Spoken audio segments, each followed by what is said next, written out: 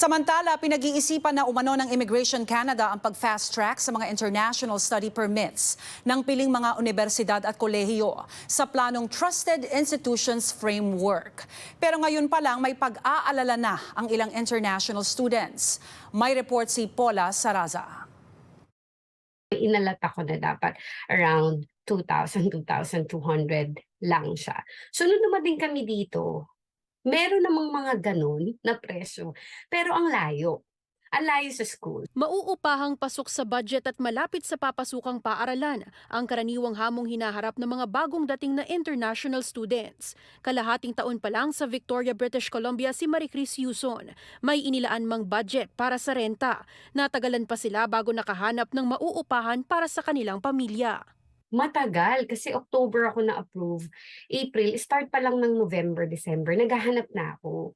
And dito pala, when you try to find an apartment, hindi ka pwedeng mag-book ng too early kasi babayaran mo na pala siya in advance.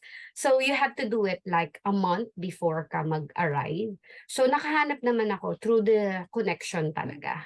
Pinag-aaralan ng Ottawa ngayon ang pagpapatupad ng Trusted Institutions Framework ng Immigration, kung saan maaaring i-fast track o pabilisin ang pag-aproba ng study permits sa mga universidad o kolehiyo na kwalipikado bilang trusted institution.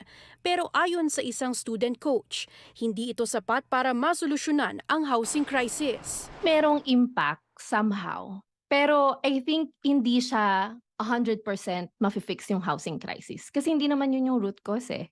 Pero dahil wala pang malinaw na detalye ang planong programa, dagdag lamang daw ito sa mga inaalala ng mga international student applicants, lalo para sa mga naghahanda na sa parating na September 2024 intake. Lagi nila akong tinatanong, ba tong school na to, trusted ba to or hindi trusted? And also, hindi lang siya confusion eh, yung mayroong nang siyang parang labeling. So, kung ang school ay trusted, what will happen to those schools na hindi makakasama, yung mga hindi trusted? Mas tataas ba yung mga tuition fee ng mga trusted institutions na yan? Kaya para sa mga nagbabalak palang mag-apply bilang international students sa Canada, payo ni Guzman. Right now, we don't have the list yet of trusted institutions, is go to the places na hindi super saturated pa. Always get feedback dun sa mga alumni. Ano yung naging experience nila? Gaano ba kahirap humanap ng bahay? Importanteng malaman mo yun. Ngayon pa lang habang naghahanap ka.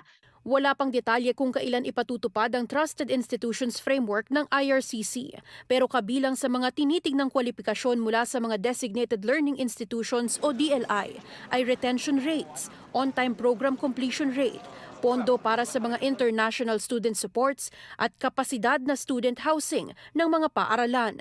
Paula Saraza, Omni News, Toronto.